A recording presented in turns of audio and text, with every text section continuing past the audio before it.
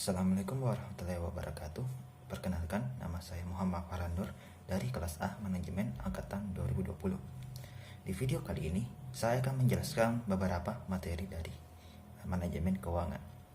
Maksud saya untuk membuat video ini yaitu untuk melengkapi tugas mid semester untuk mata kuliah manajemen keuangan. Ya, langsung saja kita ke videonya.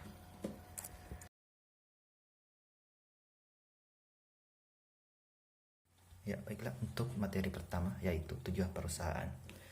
Ya, tujuan perusahaan merupakan dasar yang melandasi pembentukan suatu perusahaan.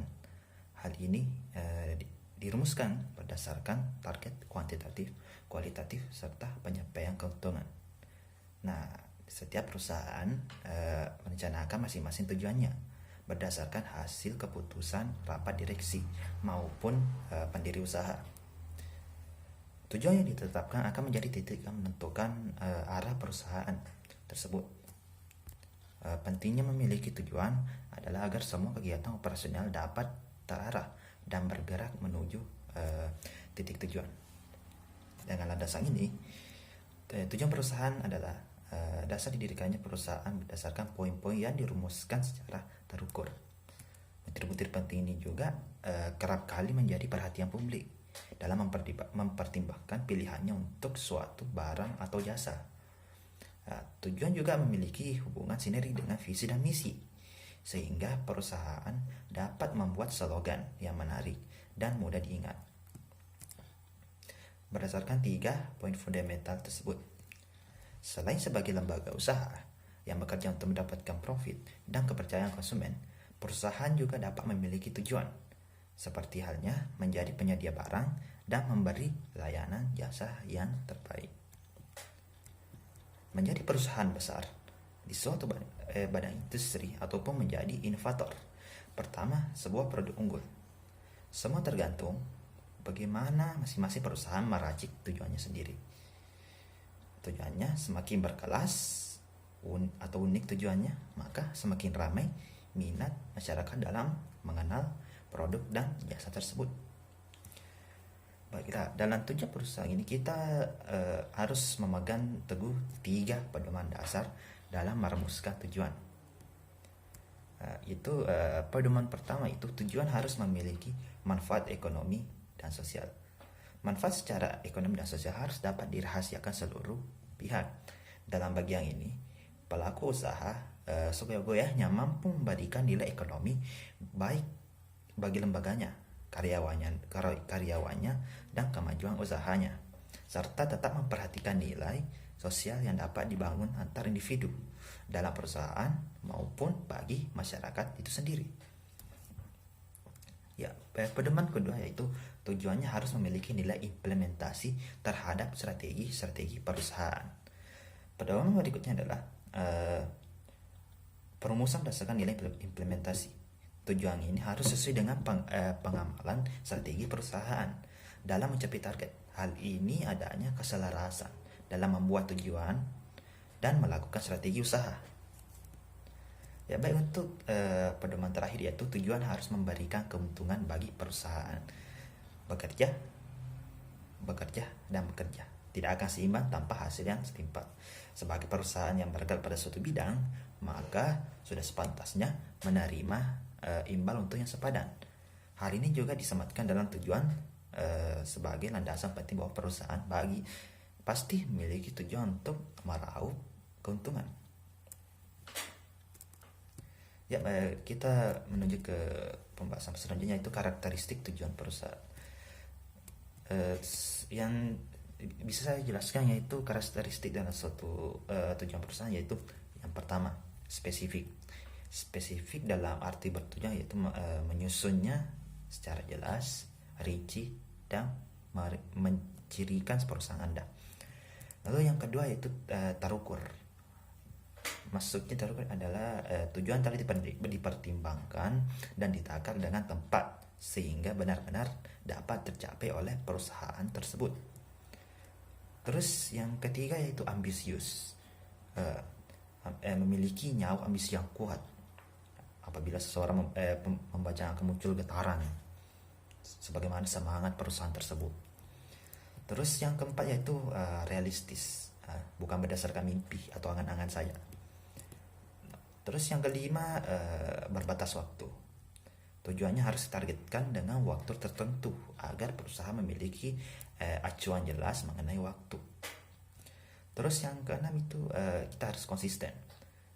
Konsisten yang selalu dipangkat sebagai perusahaan memberi pelayanan dan produk pada masyarakat harus memegang kuat konsistensi tujuan yang telah dipatenkan. Karena hal ini sangat penting agar tidak menimbulkan kebingungan bagi konsumen.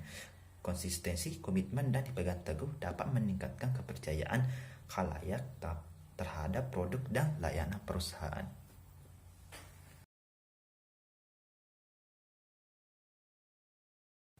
Ya, baiklah untuk materi kedua yaitu konsep manajemen keuangan. Berbicara tentang manajemen keuangan ialah manajemen terhadap fungsi-fungsi keuangan. Sedangkan fungsi keuangan merupakan kegiatan utama yang harus dilakukan oleh mereka-mereka yang bertanggung jawab dalam bidang tertentu. Fungsi manajemen keuangan merupakan menggunakan dana dan menempatkan dana. Manajemen keuangan atau yang biasa diistilahkan dalam bahasa Inggris yaitu financial management, yaitu segala aktivitas perusahaan yang berhubungan dengan bagaimana perusahaan memperoleh dana, perusahaan dana serta mengelola aset sesuai dengan tujuan perusahaan secara menyeluruh. Manajemen keuangan ini berhubungan dengan 3 aktivitas, yaitu pertama, aktivitas penggunaan dana, yaitu aktivitas untuk dapat menginvestasikan dana pada berbagai aktiva. Terus untuk aktivitas yang kedua yaitu aktivitas kedua yaitu perolehan dana, ialah aktivitas untuk mendapatkan sumber dana, baik itu dari sumber dana internal maupun sumber dana eksternal suatu perusahaan. Terus untuk aktivitas yang terakhir itu yang ketiga, aktivitas pengelolaan aktiva, ialah setelah dana diperoleh serta dialokasikan dalam bentuk aktiva, dana harus dikelola seefisien mungkin.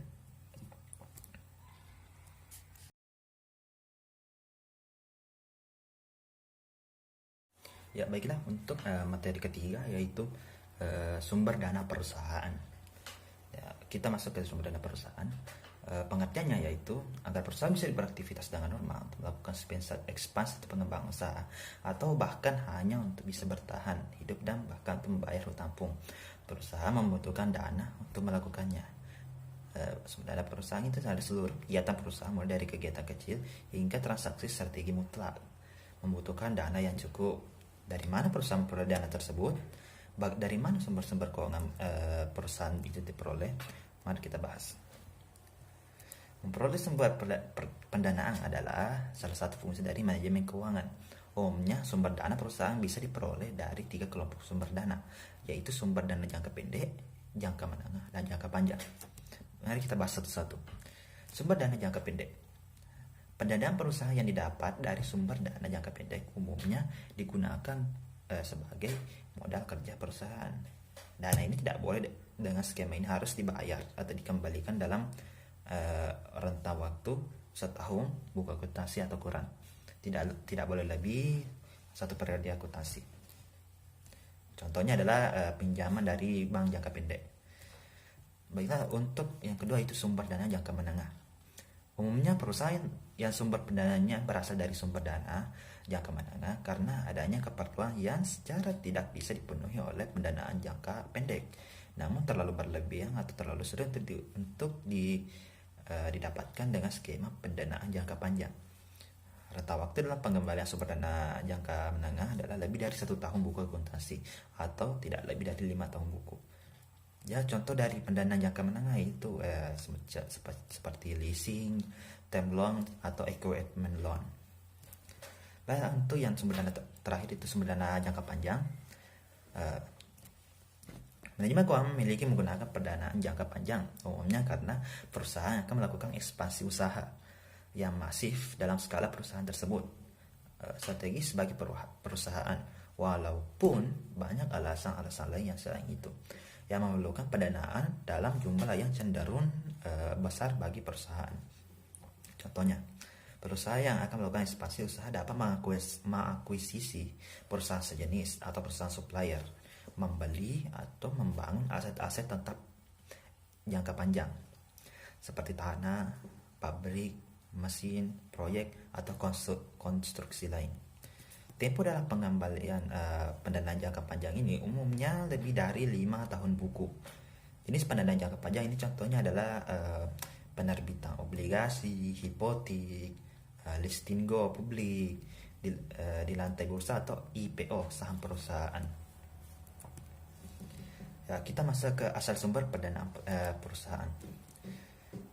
Kita akan membahas tentang sumber internal perusahaan. Sumber internal perusahaan ada pendanaan yang berasal dari internal perusahaan. Contohnya adalah retained earning atau laba ditahan. Laba ditahan didapat dari besar laba perusahaan yang diperoleh dari periode tertentu. Laba perusahaan pada periode tertentu belum tentu bisa menjadi laba yang ditahan yang bisa digunakan untuk pendanaan perusahaan. Untuk sumber dana eksternal perusahaan yang kedua, pendanaan yang berasal dari eksternal adalah sumber dana yang berasal dari para kreditur dan pemilik perusahaan. Maksudnya, pemilik perusahaan adalah sumber eksternal. Ya, karena dalam dunia akuntansi dalam perusahaan yang modern pemilik dan perusahaan adalah dua entitas yang terpisah satu sama lain. Harus dipisahkan dan tidak boleh dibaur-baurkan. Sumber dana perusahaan yang berasal dari kreditur adalah hutang bagi perusahaan. Pendanaan seperti ini disebut juga dengan debt financing. Baik, kita lanjut untuk selanjutnya itu faktor-faktor dalam menentukan sumber dana. Faktor-faktor dalam menentukan sumber dana yaitu terdiri dari beberapa, yaitu yang pertama likuiditas. Apa itu likuiditas? Likuiditas itu kemampuan suatu perusahaan dalam memenuhi kewajiban jangka pendeknya yang dimilikinya pada saat jatuh tempo. Yang kedua itu solvabilitas. Solvabilitas adalah suatu kemampuan yang ada di perusahaan itu sendiri untuk mengembalikan pinjaman yang diberikan oleh kreditur, baik dari dalam bentuk jangka pendek maupun jangka panjang. Terus selanjutnya yang ketiga itu rentabilitas atau profitabilitas. Dua ini merupakan dua hal yang berbeda. Yang pertama itu rentabilitas. Apa itu rentabilitas? Kemampuan yang dimiliki perusahaan untuk menghasilkan sebuah laba. Sedangkan profitabilitas yaitu rasio untuk mengukur kemampuan perusahaan dalam menghasilkan laba selama periode tertentu. Nah, profitabilitas ini terbagi atas dua, yaitu margin laba kotor atau gross profit margin. Apa itu gross profit margin? Adalah rasio yang mengukur efisiensi pengendalian harga pokok atau biaya produksinya, sehingga kemampuan perusahaan untuk berproduksi secara efisien bisa diketahui. Apa itu? Dan yang kedua itu margin laba bersih atau net profit margin. Apa itu net profit margin? Rasio ini menghitung laba bersih setelah pajak terhadap penjualan. Semakin tinggi net profit margin, maka semakin baik kegiatan operasional atau suatu perusahaan. Terus selanjutnya struktur finansial. Apa itu struktur finansial? Perimbangan antara total hutang dengan modal sendiri. Kita lanjut struktur modal. Apa itu struktur modal? Perimbangan antara total hutang jangka panjang dengan modal sendiri. Terus yang terakhir dari yang tadi itu struktur kekayaan atau perimbangan antara aktiva lancar dengan aktiva tetap.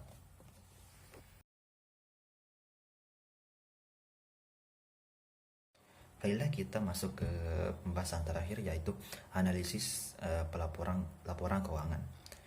Sebelum kita masuk, kita harus mengetahui dulu apa itu laporan keuangan. Nah, laporan keuangan dapat diartikan sebagai proses menguraikan pos-pos keuangan menjadi unit informasi yang lebih kecil.